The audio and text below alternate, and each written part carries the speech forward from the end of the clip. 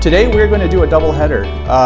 We don't do this a lot in here, and so we're going to try and do 2 chapters of Judges. And you know, Judges is a funny book because in many ways, and one of them is that it tends to have kind of a repetitious nature. You know, judges who are raised up tend to, you know, save people who have been going through a lot of hardship on, you know, which is kind of their own fault. The judge helps to deliver them from their enemies, and things are pretty good for a while, and then things go south again, and people forget all about God, and the whole story starts all over again. So, you know, it's probably, there's no reason to really dwell on one after the other over and over, so I think we're going to do 2 chapters today. Just as kind of an overview of the book of Judges. There are 12 judges who are mentioned in the book, but there are additional judges mentioned in other books, like 1 Samuel, 1 Chronicles, Kings. 2 Chronicles. Yeah. But what is a judge? Let's start out by saying that this is a funny Hebrew word that might actually, let me see here if I've got it written down, shaphat. I am not a Hebrew scholar, by the way. I know very little Hebrew. I know only what my concordance tells me, so, you know. Shaphat, don't even want to try and write it in Hebrew. It's funny because Judges, it's a verb. The author of Judges uses it as a verb, not a title. So the people who are called judges are not crowned as a judge or anointed as a judge. They are people who judge. Does that make sense? And so the verb for shavat really means, and I have to write this down. It can mean a judge in kind of a judicial sense, where you make a decision. Good morning. Good morning. Make a decision about some kind of lawful or civil issue, but it can also mean to govern, as in to lead.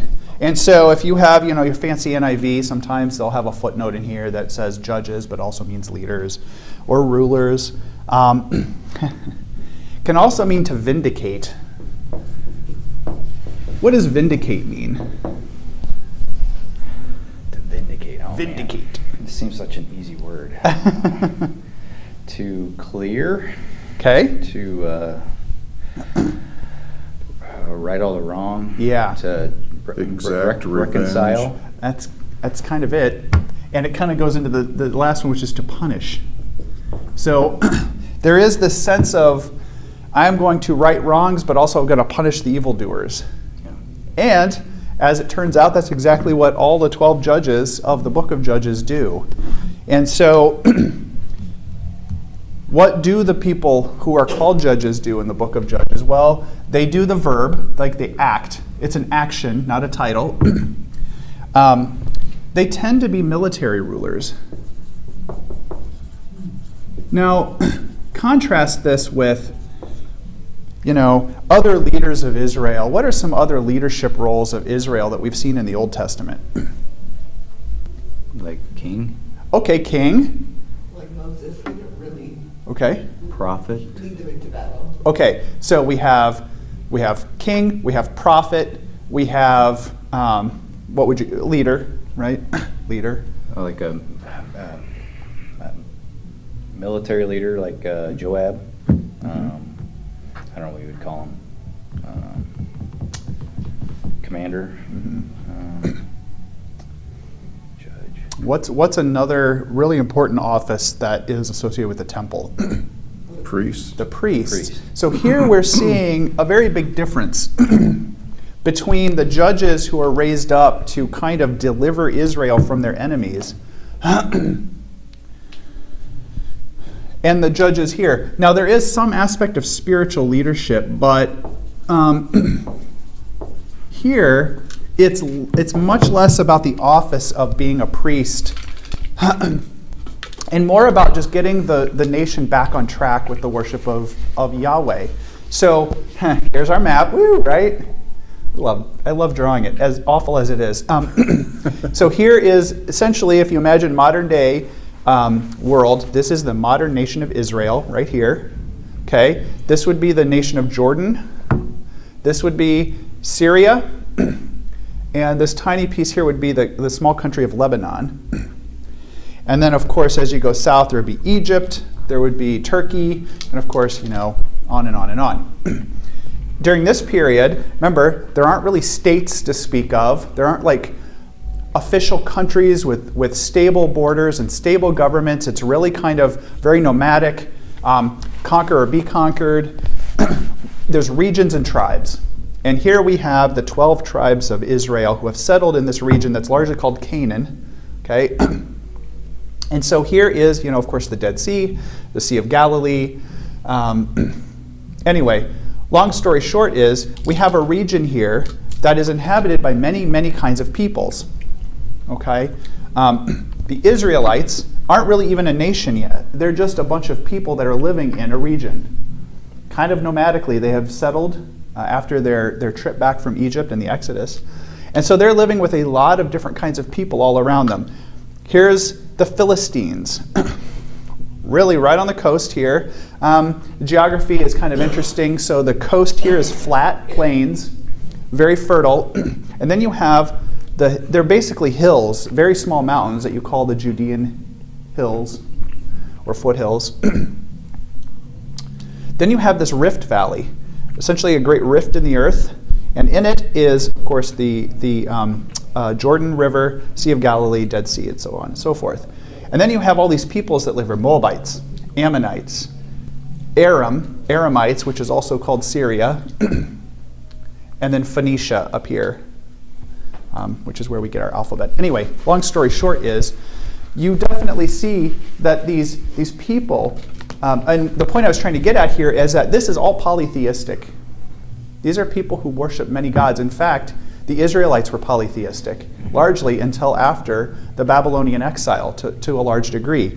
Meaning, although God or Yahweh told them, I am the only God of the universe, stop worshiping all of these false gods, they still continued to do so, and hence suffered for it, as we'll see here. So the spiritual leadership piece here is really about trying to get Israel back on track to worship the one and only true God of the universe, who we call Jehovah or Yahweh. Or God. Sorry, I didn't mean to interrupt. Yes, ma'am. I've heard it said that Yahweh is God's name, God is who he is. Mm-hmm. Mm-hmm. Yep. So, being humans in our limited capacity for understanding, we have to give him a name, right? We call him God, but it's important today that when we say God, we know who we're all kind of talking about, especially as Christians. But at the time, if we had called him God, your neighbor would have been like, well, which one? So it was really important back then to have a name for him. So he says, well, then you can call me Yahweh, or you can call me I am, or what have you. So the problem here is that all of these people are worshiping all these different gods or goddesses. And these judges are really concerned with two very important things: protecting the people of Israel from their enemies and getting people back onto a monotheistic worship of Yahweh. That's basically it. There are, in fact, two or three, I would say there are three main gods that the Israelites will struggle with and continue to worship up through the exile. And again, we can do our timeline here. If we do here, way back here is 2000 BC, the time of Abraham, 1000 BC, the time of David, King David, all the way to 1 BC, which is, basically right before Jesus is born. We are really talking about this period right here, from about 1400 BC to about 1100 BC, 1050, give or take. Okay.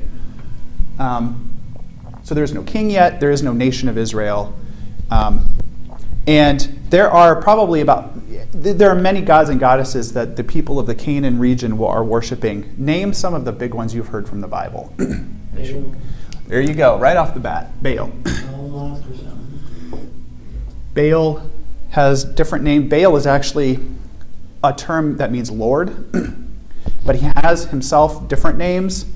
But we'll just call him Baal for today. What was he the god of? Probably sex. We'll get to that. Fertility. We'll get to that. Not as much as some other things. And remember, too, this is also an important thing. is that you have to keep in mind that the gods and goddesses of the region that we know today, some of them would have been a local god that gained a lot of popularity, but then took on some characteristics of neighboring gods. So it's all a little bit fuzzy. So yes, what you said is kind of true, fertility, sex, and that kind of thing, but there was some big things that he was much more associated with. Was it not harvest, like growing? Yeah, and it's really associated with, I'll just say it,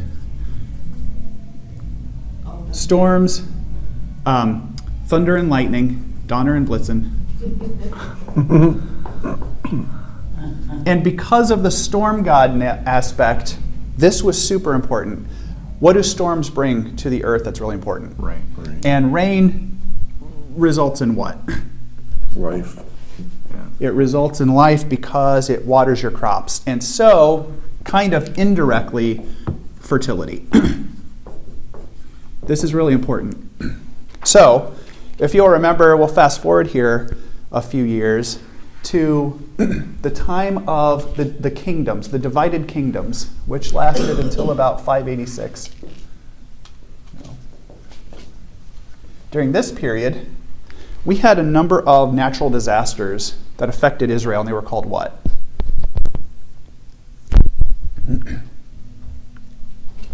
Famine. They're famines. And usually famines are caused by what? Lack of rain. Israel is in a place that is essentially very dry most of the year. If any of you have lived in places like Spain or the Middle East or California, this kind of Mediterranean climate is you have very long stretches of hot, dry summers, spring and summer and fall, with 3 or 4 months in the winter of rain. So most of the year it's hot and dry, and during the winter, if you're lucky, you get enough rain and you can grow your crops. Well, the problem with climates like that, and anyone who's lived in places like California or Spain or Italy or those places, is what happens from year to year, there's a lot of variability. Some years, you may not get any rain at all. What happens when you don't get any rain at all? Do your wheat and oats and barley love to grow? And your figs? No, nothing grows, and there's terrible famines.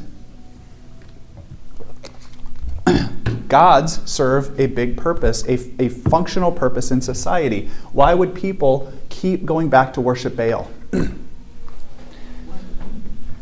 They want to feed their families. They don't want to starve. They want to have a livelihood. Remember, 95% of all the people that live during this period are somehow tied to agriculture.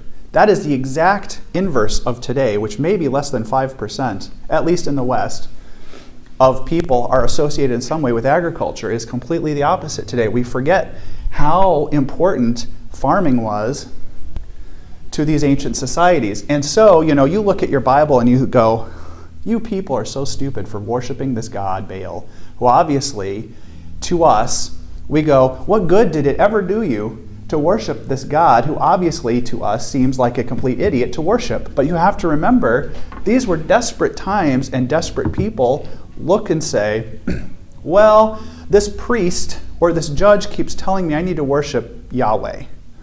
However, it didn't rain last month, and last month was December. Well, whatever, in the Hebrew way of saying it. I've only got 2 months left. There has been no rain. My family has run out of our supplies. Nothing is growing. What are we going to do? In desperate times, people do desperate human things, and they go, fine, I'll go worship Baal, which seems to be very pervasive around here, and say, please make it rain. And then what happens? Maybe the rain does come. Maybe God shows favor on them. And they go, look, it rained. I worshiped Baal. And now you can see how hard it is for people to break that cycle. What other gods or goddesses are people worshiping here? Okay, here we go. Yep. Ashtaroth. This is, I believe this is Ishtar. Let me see here. Let me get this right. I don't want to screw this up because this is really important. Yeah. So, your Old Testament will have, in the Hebrew, there's 2 different goddesses that have very similar names because they were foreign goddesses that were transcribed into Hebrew, clumsily kind of. One is called Ashtaroth. There's another goddess that's very, very popular. It starts with an A. Asherah. Asherah. So they're actually very different. although they have very similar sounding names, and then throughout history, they've come to be kind of mixed with their characteristics. Ashtaroth is a goddess of what Roger was talking about earlier. What was that? What did you say? Sex. Sex. There's no other way to put it. Every time you dig up one of Ashtaroth's or Ishtar's figures, she's naked and voluptuous and beautiful looking. She is the goddess of sex, of fertility, and war. It kind of goes hand in hand. I hate to All's say fair it. in love and war. Well, it's Ashtaroth, my goddess, right? Asherah, we remember.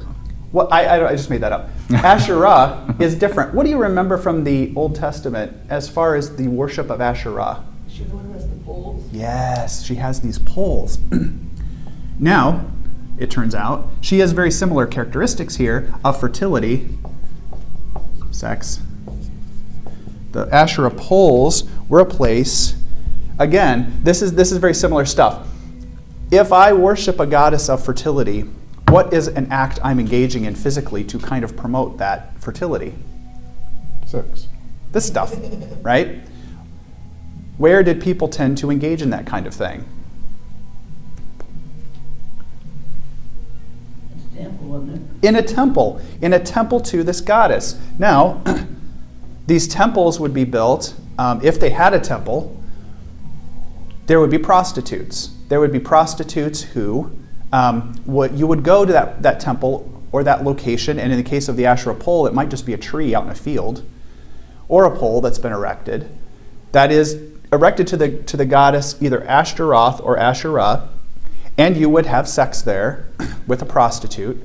And then the hope is that by doing this and consummating this connection with this goddess, that goddess would then have favor on you, and then you would have more agriculture, it would rain. Maybe you would have children if you were barren and you were not able to have kids. So they would do all of these detestable practices. But Asherah is also known by another name as the Queen of Heaven. This was a very pervasive goddess, especially among the Israelites. Ashtaroth is very common in the entire Near East. Assyria, Mesopotamia, all the countries I've just mentioned, you will find Ashtaroth or Ishtar figurines. Asherah tends to be very focused here right in the Israelite region. So if Asherah is the queen of heaven, who is her king? Baal. Hmm? No. Yahweh. Oh. This was a really, really bad thing the Israelites did. Her consort was El, or who we would call Yahweh. It was believed that she was our God's wife. Now, how do you think that went over in God's mind? Not well. I ain't got no wife, right? El's. Probably about as well as praying to Mary. Ooh, good. Oh. I know. We went there. Boom! I'm sorry. Boom! Why do you say that? Well, I mean, I guess how I see it is that Mary has been elevated to a form of deity by man, and it's no different than any of these other. She's no more of a god than any of these false gods. Mm-hmm. The problem is when you start to worship them. All of these three beings are worshipped.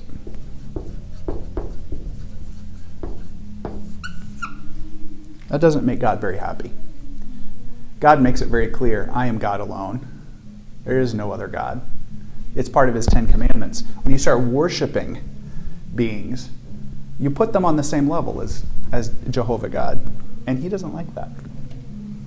So now we get into the text, which is, the problem is, we have Israelite tribes worshiping false gods or goddesses, and not remembering what their ancestors had taught them. Their ancestors, Moses and Joshua, brought them out of Egypt for 40 years, wandered in the desert. They may have settled over here in what we call Transjordan, or the east side of Jordan, for most of the 40 years. They may have encamped right here for 38 of those 40 years, give or take. They go through a whole cycle of a generation turnover, teaching the people who is the one true God of the universe, Yahweh, worship him and him alone. Then they move in to Canaan proper, and they start to conquer Canaan as divinely ordered. And then things start to fall apart. Why? Because then they die.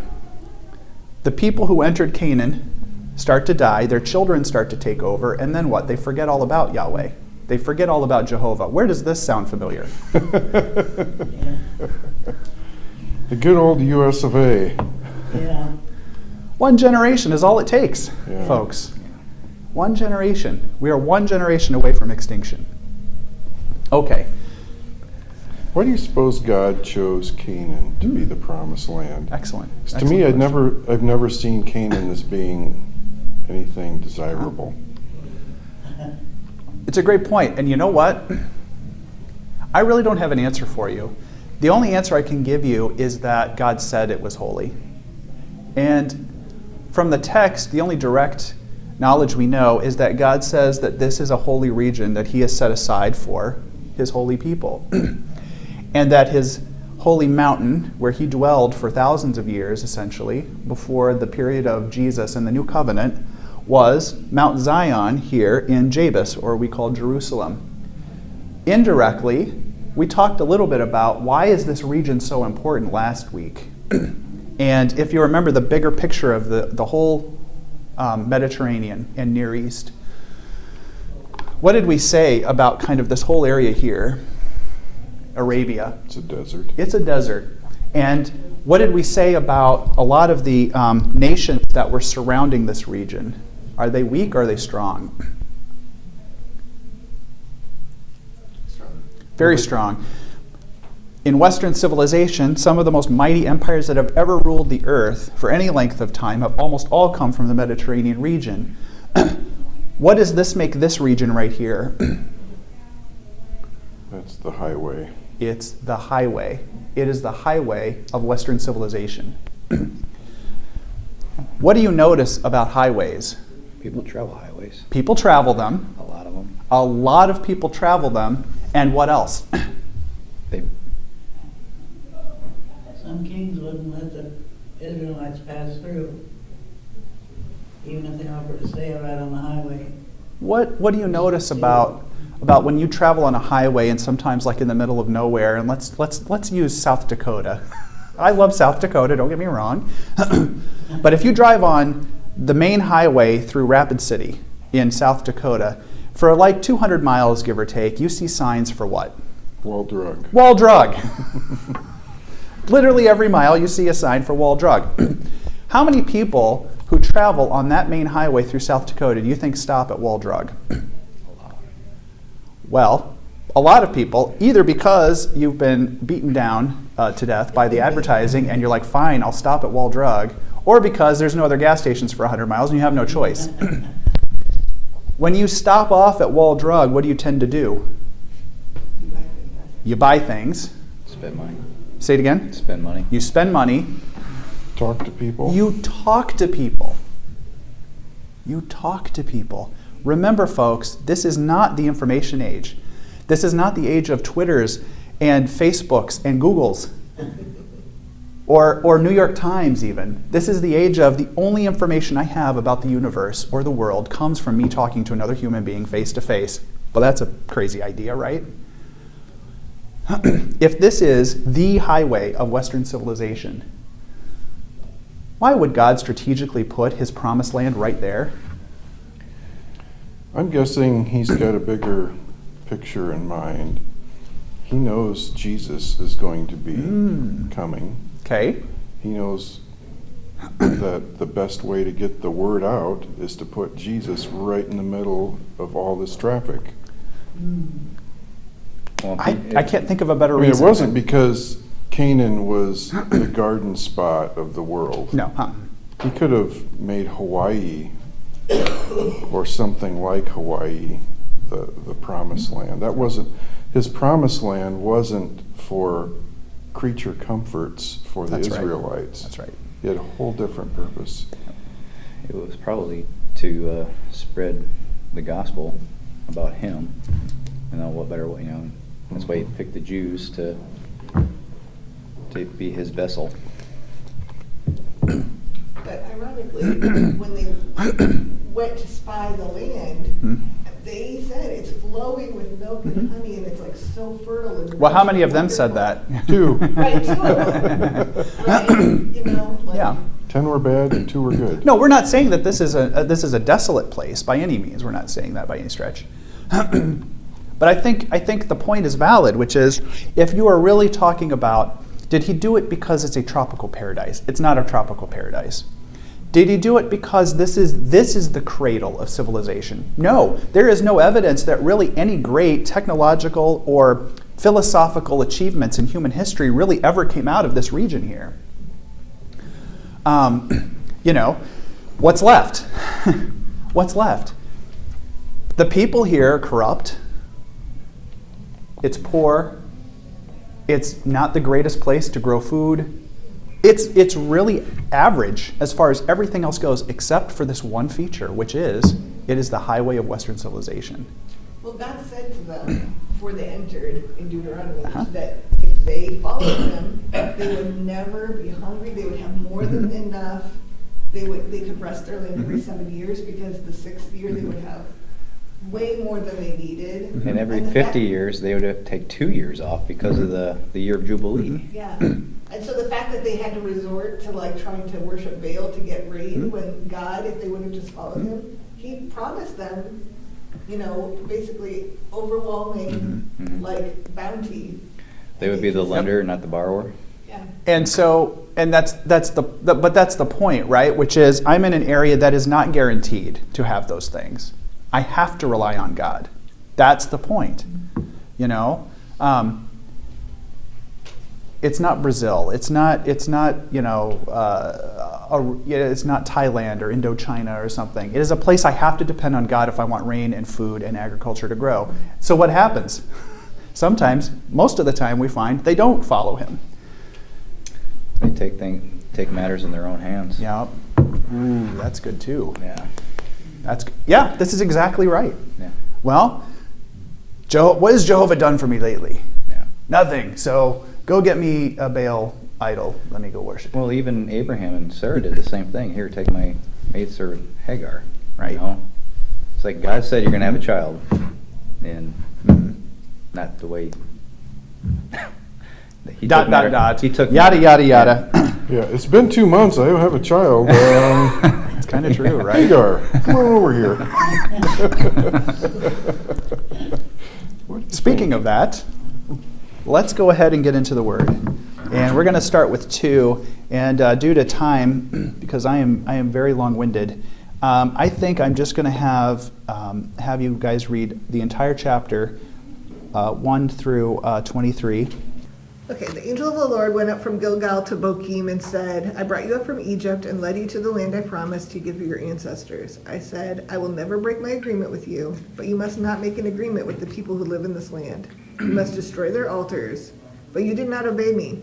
How could you do this? Now I tell you, I will not force out the people in this land. They will be your enemies, and their gods will be a trap for you. So after the angel gave Israel this message from the Lord, they cried loudly. So they named the place Bochim. There they offered sacrifices to the Lord. Then Joshua sent the people back to their land. The people served the Lord during the lifetime of Joshua and during the lifetimes of the older leaders who lived after Joshua and who had seen what great things the Lord had done for Israel. Joshua son of Nun, the servant of the Lord, died at the age of 110. They buried him in his own land at Timnath-Serah in the mountains of Ephraim, north of Mount Gash. After these people had died, their children grew up and they did not know the Lord or what he had done for Israel. So they did what the Lord said was wrong, and they worshipped the Baal idols. They quit following the Lord, the God of their ancestors, who had brought them out of Egypt, and they began to worship the gods of the people who lived around them, and that made the Lord angry. The Israelites quit following the Lord and worshipped Baal and Ashtoreth. The Lord was angry with the people of Israel, so he handed them over to robbers who took their possessions. He let their enemies who lived around them defeat them. They could not protect themselves. When the Israelites went out to fight, they always lost because the Lord was not with them. The Lord had sworn to them this would happen, so the Israelites suffered very much. Then the Lord chose leaders called judges who saved the Israelites from the robbers. But the Israelites did not listen to their judges. They were not faithful to God, but worshipped other gods instead. Their ancestors had obeyed the Lord's commands, but they quickly turned away and did not obey. When their enemies hurt them, the Israelites cried for help. So the Lord felt sorry for them and sent judges to save them from their enemies. The Lord was with those judges all their lives. But when the judges died, the Israelites again sinned and worshipped other gods. They became worse than their ancestors. The Israelites were very stubborn and refused to change their evil ways. So the Lord became angry with the Israelites. He said, "These people have broken the agreement I made with their ancestors. They have not listened to me. I will no longer defeat the nations who were left when Joshua died.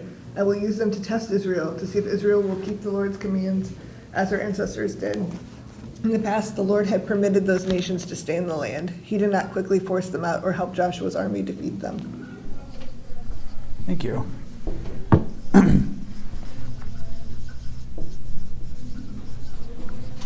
This formula will be repeated over and over and over 12 times, at least, in the book of Judges. People do evil. They forget about who Jehovah is. They say the practices of the past are old-fashioned and our ancestors were idiots. We're going to do what we want to do. And again, every time I say something here, think about our modern day. Then God does what? He allows them to be oppressed. To do what to them?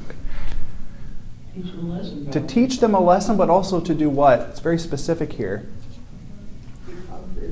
To be conquered. He allows them to be oppressed to test them. So they To can test them.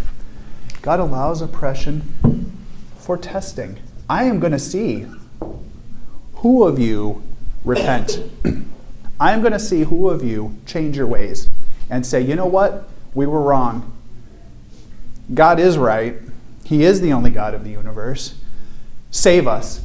And some, I'm going to say this is very clear. Some people repent and cry out for help and say, you know what, God? We do trust you. Save us. Please save us. God is merciful. What does he do? Every time they cry out for help, he does what? He raises up a leader to help them, to help their military situation and help with their religious apostasy. It says here that he's moved to pity Pity. by their groaning.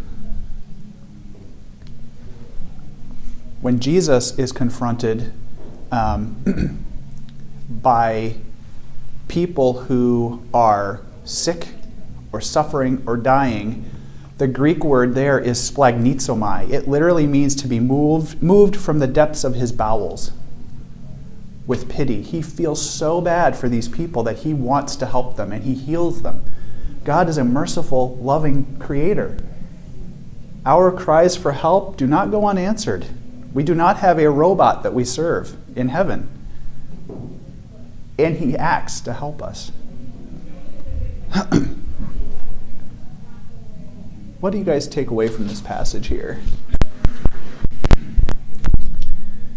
And I think that what I as you're reading it, what word am I trying to say? Their prosperity is directly a result of them focusing and keeping God at the center of their lives, and that God is present, may not be seen, but he's present, and he's the one that's holding the borders together and keeping people away, keeping enemies, defeating their enemies. And then when he doesn't do that, it's kind of like when Moses was raising his arms up, as long as he kept his arms up, Israelites were winning the war. But when they let their guard down and start worshiping other gods or making covenants with the people, that's when he's not holding the borders. So, I don't know.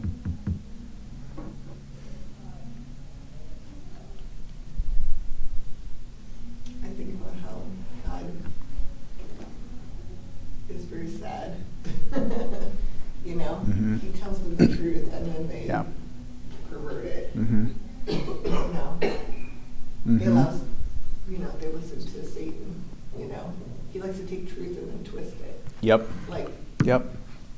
God probably has a wife, you have a wife, so why don't you, like twisting, to make God fit us instead of, anyway.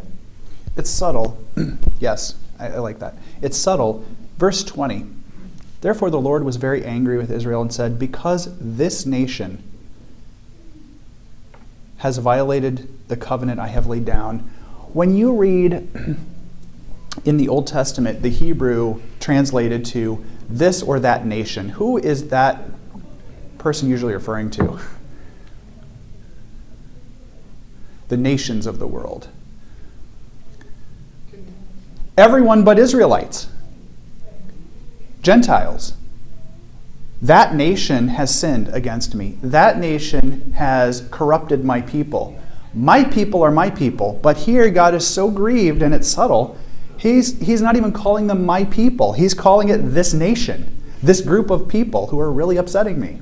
I think that's significant.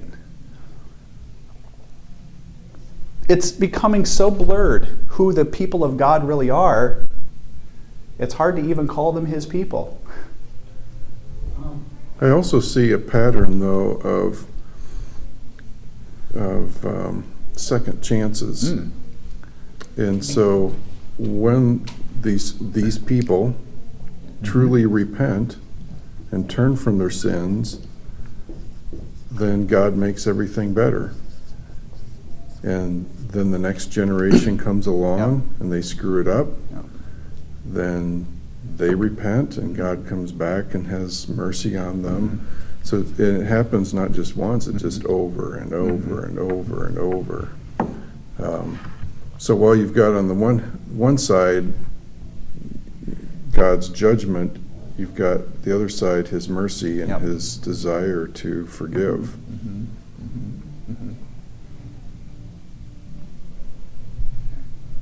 Thank God. Yeah. Thank God. Let's finish out by doing 3. Now we haven't actually talked about a judge yet. Let's do that. Let's go to chapter 3, and we'll read all of that, and it's 31 verses. That's easy. These are the nations that the Lord left in the land to test those Israelites who had not experienced the wars of Canaan. He did this to teach warfare to generations of Israelites who had no experience in battle. These are the nations: the Philistines, those living under the 5 Philistine rulers, all the Canaanites, the Sidonians, and the Hivites, living in the mountains of Lebanon, from Mount Baal Hermon to Lebo Hamath. These people were left to test the Israelites to see whether they would obey the commands of the Lord given to their ancestors through Moses. So the people of Israel lived among the Canaanites, Hittites, Amorites, Perizzites, Hivites, and Jebusites, and they intermarried with them. Israelite sons married their daughters, and Israelite daughters were given in marriage to their sons, and the Israelites served their gods. The Israelites did evil in the Lord's sight. They forgot about the Lord their God, and they served the images of Baal and Asherah poles. Then the Lord burned with anger against Israel, and he turned them over to King Cushan Rishathaim. Something like that. Of Aram Naharaim. And the Israelites served Cushan Rishathaim for 8 years. But when the people of Israel cried out to the Lord for help, the Lord raised up a rescuer to save them. His name was Othniel, the son of Caleb's younger brother, Kenaz. The Spirit of the Lord came upon him, and he became Israel's judge. He went to war against King Cushan of Aram, and the Lord gave Othniel victory over him. So there was peace in the land for 40 years, and Othniel, son of Kenaz, died. Once again, the Israelites did evil in the Lord's sight, and the Lord gave King Eglon of Moab control over the Israel because of their evil. Eglon enlisted the Ammonites and Amalekites as allies, and then he went out and defeated Israel, taking possession of Jericho, the city of palms. And the Israelites served Eglon of Moab for 18 years. But when the people of Israel cried out to the Lord for help, the Lord again raised up a rescuer to save them. His name was Ehud, son of Gera, a left-handed man of the tribe of Benjamin. The Israelites sent Ehud to deliver their tribute money to King Eglon of Moab. So Ehud made a double-edged dagger that was about a foot long, and he strapped it to his right thigh, keeping it hidden under his clothing. He brought the tribute money to Eglon, who was very fat. After delivering the payment, Ehud started home with those who had helped carry the tribute. But when Ehud reached the stone idols near Gilgal, he turned back. He came to Eglon and said, "I have a secret message for you." So the king commanded his servants, "Be quiet," and he sent them all out of the room. Ehud walked over to Eglon, who was sitting alone in a cool upstairs room, and Ehud said, "I have a message from God for you." As King Eglon rose from his seat, Ehud reached with his left hand, pulled out the dagger strapped to his right thigh, and plunged it into the king's belly. The dagger went so deep that the handle disappeared beneath the king's fat. So Ehud did not pull out the dagger, and the king's bowels emptied.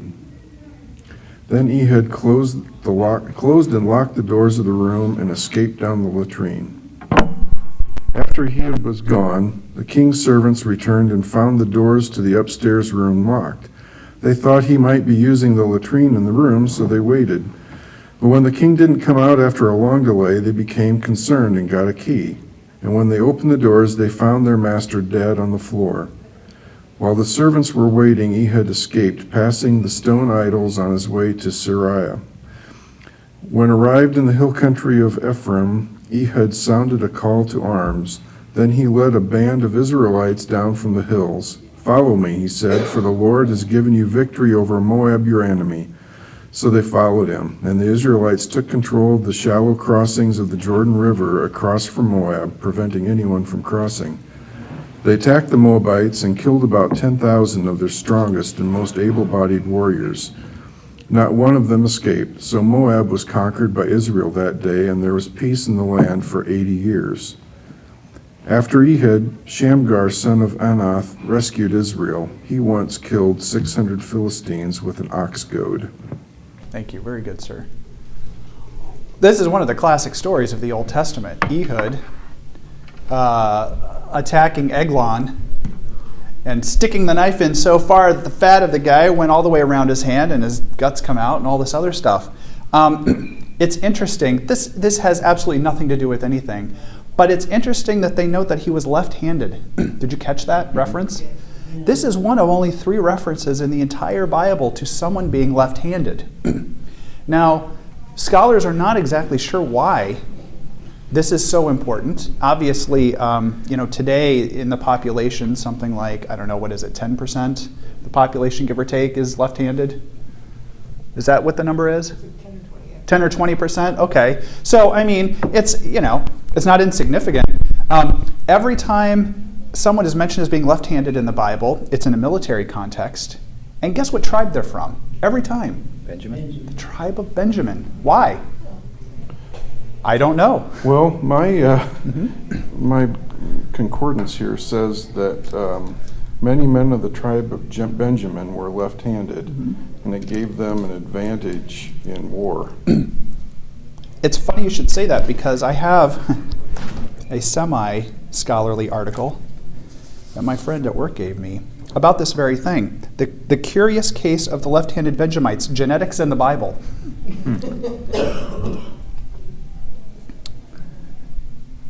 It's interesting because the authors say, why is this? Why is it that being left-handed is either important or that they all come from the tribe of Benjamin? Of course, these authors want to say there's some kind of genetic component to it, maybe not. Others will say that it might have given them a unique advantage in battle, because if at least 80% of the population is right-handed, most battle tactics are meant for shield on the left, sword on the right. Battle formations are meant to protect yourself in a right-handed dominant stance. But if you are left-handed, that's asymmetric.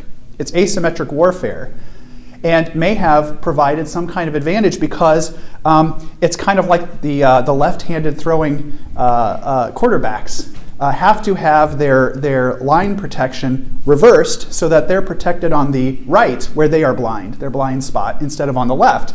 And so since battle formations and soldiers are not accustomed to a reverse of their battle tactics, that sometimes left-handedness may have provided some kind of advantage. Maybe, Roger, you could look into this for us, being a Air Force guy, and tell us if this even makes sense. I don't know what it means. I think it's interesting. Well, do you think that left-handedness was like I know that like it has been indicated in the past. I don't know if it was the case then that left-handedness was an aberration and not something that you wanted to have. Like it was something you should try and avoid. Throughout all of human history, has a variance from the norm been a good thing Right. or accepted? Yeah. You know? This also says that likely the king's bodyguard only checked him for a right-handed weapon, That's good. overlooking the left-handed Good. weapon. Yeah. That's good. Because he took his left hand. He said it was over on his right thigh, right? So maybe most people have their sword here, like to, Yep. I don't know. Is that the stance? Is that Roger? Is that how you do it? I don't have a sword. Oh, Because okay. if you're right-handed, you can't pull it out of your scabbard if it's It makes on sense, the right? You'd be like, right-hand side. okay, hold on a minute. Okay, there. Yeah. That's good. That's where you run it. Yeah. So let's be honest. It It's would gotta go be right out. hereditary. If you look at Judges 20, it says that there's 700 chosen men who were left-handed. Everyone could sling a stone at a hair and not miss. That's good. They're all from the tribe of Okay. Benjamin.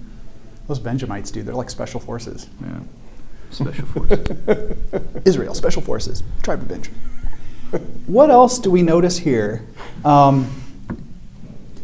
Well, we're starting to name, look at this, we're starting to name the big areas, the big tribes that are our enemies around us and we're defeating them. Moabites, Mhm. Ammonites. The words that we were struggling with here are Mesopotamia. Who was in Padan Aram, do you remember from Genesis? Why is that important? Is that where Abram settled for a little Yes. Yes. This is where Abram and Terah, his father, eventually stayed and never went on to Canaan, and where a pool of Abraham's family were from, that they drew their wives from. This is all part of this Mesopotamian region. We have Aram or Syria. We have the Amalekites. Those Amalekites, they're tenacious. Moses fought them. I think they were one of the first battles that Moses had, if I'm not mistaken. Is that the 5 kings? 5 kings are in the Philistines, and it's funny. This is Ekron, Ashdod, Ashkelon. These are the cities of Philistia. There's 5. The word that we have in here as the lords, is it Lord?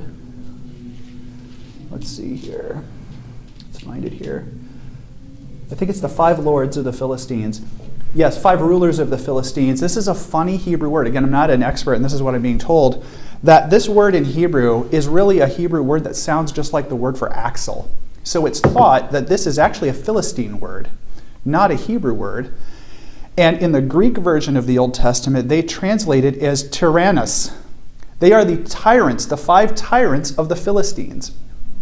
And again, that might be descended from this group of people we call the Sea People, the people who we think became the Philistines who settled here. So these 5 tyrants of the kings of the Philistines, who were never conquered by the Israelites, by the way, fully,